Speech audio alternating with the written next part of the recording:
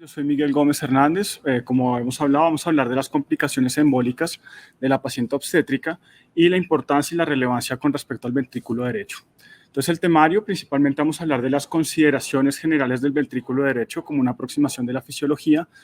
Dos, implicaciones obviamente en la fisiopatología y en la patología misma de lo que las enfermedades del embarazo conllevan y con respecto a su relación con el ventrículo derecho. Obviamente algunas implicaciones en el diagnóstico en cuidado intensivo, específicamente las consideraciones madre-hijo, por supuesto, el tratamiento mismo de las opciones avanzadas en cuidado intensivo y también sus implicaciones para la madre y el hijo y eventualmente unas consideraciones finales. Entonces, para entrar primero en las primeras consideraciones anatómicas del ventrículo derecho, por supuesto, tiene unas cualidades que lo hacen diferente al ventrículo izquierdo. Lo primero es que entre un 10 y un 15%, digamos, tiene la capacidad de tener mayor volumen con respecto al izquierdo.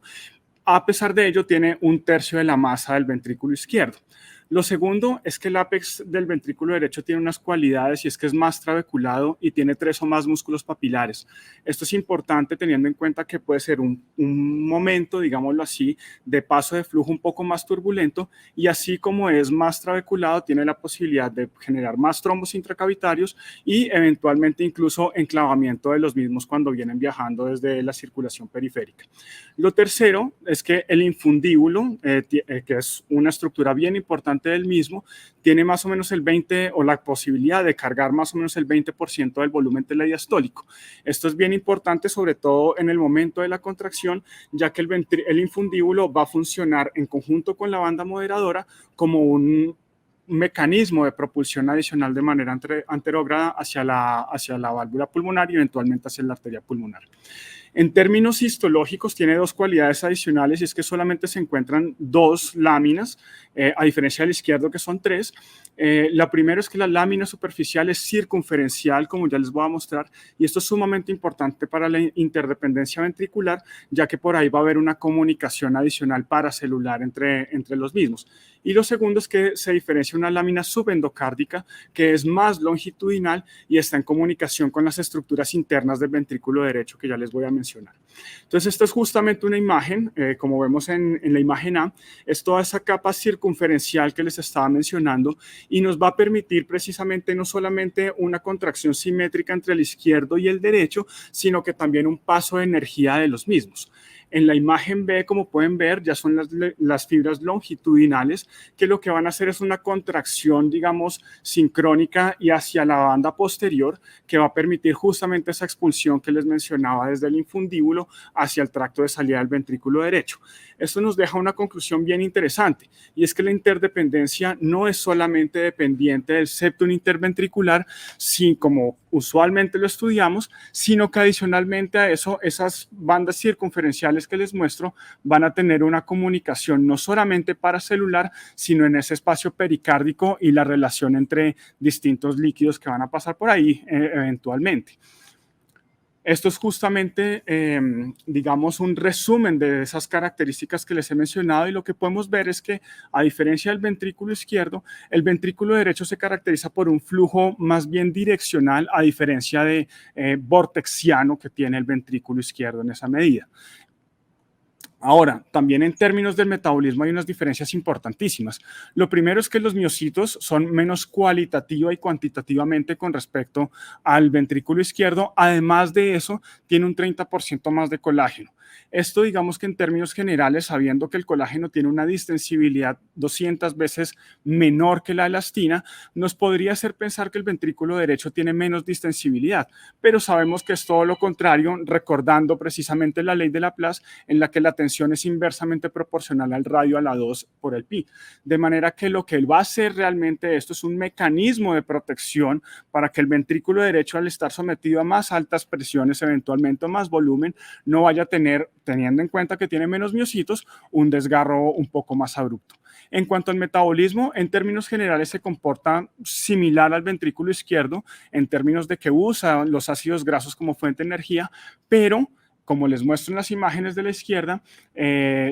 digamos que los colores verdes que se ven más refringentes son algunas de las enzimas que se usan principalmente en los metabolismos anaeróbicos. Lo que quiere decir es que el ventrículo derecho tiene más de estas enzimas, generando entonces el cuestionamiento de que probablemente sea más adaptable en los cambios crónicos y no así en los agudos, debido a la última propiedad que les quería mencionar, y es que sabemos que el ventrículo derecho, al ser más delgado, tiene una presión transmural menor, y adicionalmente a eso el flujo coronario depende de la sístole y de la diástole. Estas dos cualidades hacen que en los cambios agudos de hipoxemia, de hipoxia o de choque, por supuesto, este ventrículo tenga la mayor posibilidad de sufrir con respecto al izquierdo.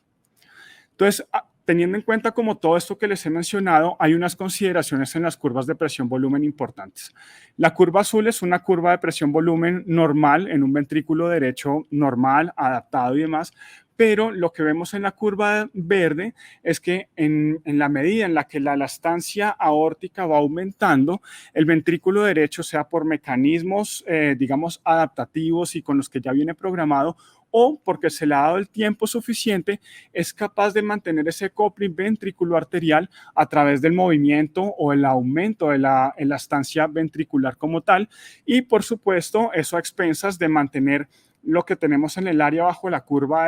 de estas dos tangentes, es a expensas de un aumento de la energía potencial y de la energía como tal gastada en cada latido cardíaco, manteniendo por supuesto el trabajo cardíaco, el stroke work,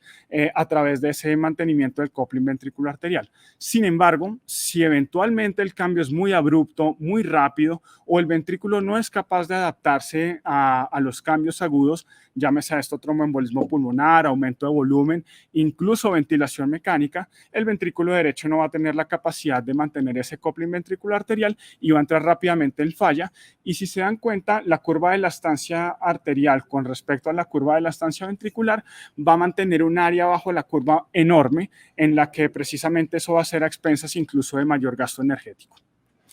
Entonces, en cuanto a algunos aspectos fisiopatológicos de algunas enfermedades embólicas preexistentes de la paciente embarazada, sabemos que hay enfermedades como el lupus eritematoso sistémico y la esclerosis sistémica que van a empeorar al estímulo de los progestágenos y los estrógenos al ser mediadas por TH2. Asimismo, el síndrome de anticuerpos antifosfolípido van a tener estas pacientes de por sí un 70% más de trombosis venosas, y de esas el 50% incluso van a llegar a ser trombosis que van a migrar hacia el tromboembolismo pulmonar. Entonces, en términos de la fisiopatología de manera general, recordemos simplemente que hay tres mecanismos importantes que son las que van a llevar al choque precisamente y a la caída del gasto cardíaco, que son los mecanismos locales, los mecanismos sistémicos y los mecanismos inflamatorios, que eventualmente van a redondear en aumentos del volumen, aumentos de la presión y efectos arritmogénicos. Lo que eventualmente, y es importante, es que todas las medidas que hagamos para la descarga del ventrículo derecho, pues van a ser las que salven a nuestra paciente. Esto en términos generales para precisamente mostrar la adaptación que va a tener eventualmente si le damos el tiempo al ventrículo derecho, es la compensación homeométrica, que es simplemente el cambio estructural en relación uniforme con el gasto energético que requiere el ventrículo derecho, manteniendo precisamente ese coupling ventricular arterial y la fracción de eyección del ventrículo derecho cuando eventualmente va subiendo el volumen telediastólico. Sin embargo, si esto es abrupto, es rápido, pues precisamente el ventrículo no va a poder realizar estos cambios como les he mostrado. Entonces, hay unas implicaciones especiales en el diagnóstico, teniendo en cuenta algunas dicotomías que hay para la mujer embarazada. Lo primero es que los síntomas en general que tenemos para tromboembolismo pulmonar pueden estar en correlación a la fisiología normal del embarazo. Lo segundo es que es una entidad poco frecuente y adicionalmente a eso tienen entre 4 y 5 veces mayor riesgo de presentar estos eventos. Lo tercero, digámoslo así, es que hay una elevación, entre comillas, fisiológica del dímero D, que sabemos que es uno de los pilares para la aproximación diagnóstica, y por supuesto los riesgos inherentes a la radiación y a los medios de contraste. Entonces, estos dos estudios, de manera muy interesante, que son cortes precisamente sacadas del estudio Years y demás, lo que nos muestran es que digamos, la desmitificación del dímero D con respecto a la mujer embarazada es que a través de un adecuado juicio clínico, que es lo primero que debe haber para el valor predictivo positivo para los hallazgos eventualmente en el angioTAC o en la gammagrafía de ventilación-perfusión, nos van a permitir, bajo algunas consideraciones de la ultrasonografía, sumados al dímero D, nos van a permitir unas aproximaciones muy satisfactorias para los algoritmos diagnósticos y para la imagen eventualmente. En términos generales, ¿qué usar? Pues realmente lo que muestran todas las sociedades es que use algo. Úselo pronto, pero siempre y cuando haya hecho usted el ejercicio clínico de hacer la sospecha del tromboembolismo pulmonar, que sería principalmente lo más importante antes de hacer precisamente todos los estudios adicionales. Este estudio muy interesante es un metaanálisis liderado por el doctor Pierre Sives del grupo holandés. Lo que han logrado como demostrar a través de este texto es que lo primero, la exposición a las dosis de radiación tienden o han demostrado ser seguras tanto para la madre como para el feto. Lo segundo es que ambas imágenes parecen ser lo suficientemente adecuadas para diagnosticar o descartar el proceso de tromboembolismo pulmonar. Y lo tercero es que la relación riesgo-beneficio con respecto a la exposición al mismo, pero con la posibilidad de hacer diagnóstico, es bastante satisfactoria. De manera que en conclusión, ese mito un poco de hacer la imagen o no, pues creo que vale la pena irlo desmitificando cada vez más.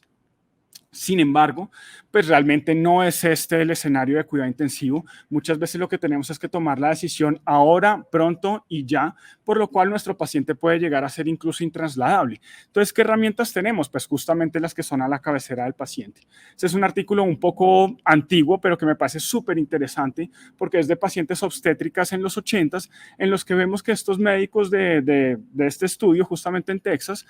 ya estaban haciendo las mediciones que hoy en día hacemos normalmente en cuidado intensivo. Acá vemos una medición del stroke volume, que sabemos que a través del BTI, del tracto de salida del ventrículo izquierdo, nos van a permitir calcular rápidamente el gasto cardíaco izquierdo.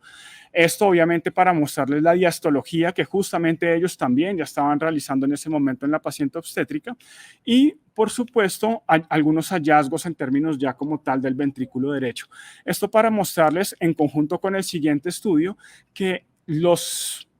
hallazgos que usualmente tenemos en consideración en pacientes sanas, en pacientes no obstétricas, pueden estar en una adecuada correlación con respecto a los pacientes que están en choque y que además de eso están embarazadas. Esto es importante porque no es descubrir el agua tibia, sino que realmente es que tenemos que tener algunas certezas en la mujer embarazada para tomar decisiones bastante agresivas en ese momento que les acabo de mostrar.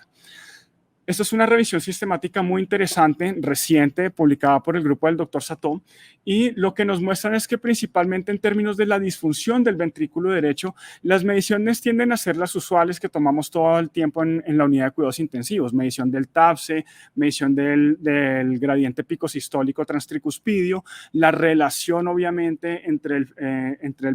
la relación biventricular al final de la diástole entre el ventrículo derecho y el izquierdo. De manera llamativa les coloco en el penúltimo estudio justamente el inicio de la valoración del strain longitudinal global,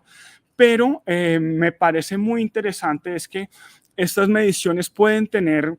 digamos, algunos factores de confusión, principalmente porque pueden ser cambios crónicos o cambios agudos sobre crónicos en los que las pacientes ya tengan disminución de la función ventricular derecha. De manera que lo que nosotros hacemos en la fundación y teniendo en cuenta todos los hallazgos que les he mencionado de la fisiología y la fisiopatología de las curvas de presión volumen ventricular, es que lo primero que vamos a ver caer probablemente sea el gasto y el flujo cardíaco. Esto es una foto en cortesía de nuestro profesor Andrés Yepes, que lo que vemos es una titulación progresiva de la PIP y vemos cómo en PIP de 10 y PIP de 15 todavía el BTI del ventrículo derecho se mantiene. Sin embargo, cuando subimos el PIP a 20, que es la misma energía que va a haber dentro del tórax, ya vemos cómo empieza a haber una melladura o una muesca en ese BTI del ventrículo derecho y que nos va a permitir eventualmente mirar si realmente hay una caída aguda y si esos cambios realmente son agudos y están tumbando el gasto del ventrículo derecho.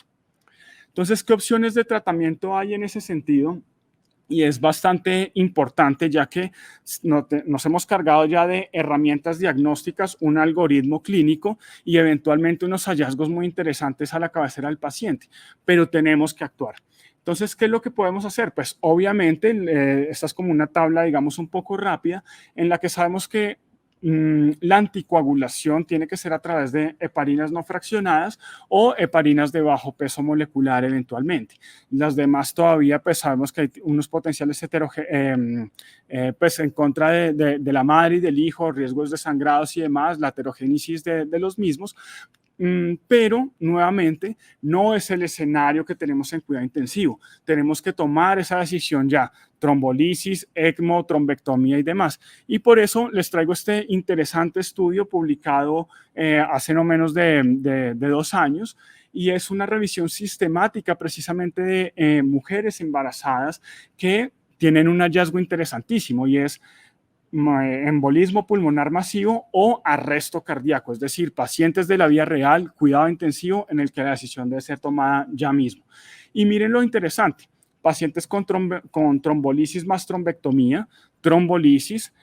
trombectomía mecánica, trombectomía más trombolisis e incluso terapias de circulación extracorpórea para el mantenimiento de nuestro paciente mientras tanto. Y miren lo interesante, en cada una de las cortes, la sobrevida materna y la sobrevida fetal es bastante considerable, bastante elevada, de manera que esas estrategias agresivas de liberación de la poscarga del ventrículo derecho van a ser sumamente importantes en ese momento, con obviamente la consideración de algunos aumentos en el riesgo de sangrado, sobre todo pues cuando combinamos las terapias trombectomía, trombolisis, pero de manera interesante, pocos estudios, pocos pacientes, terapia ECMO como puente a recuperación, mientras se mantiene la anticoagulación, digamos, usual que les había mencionado.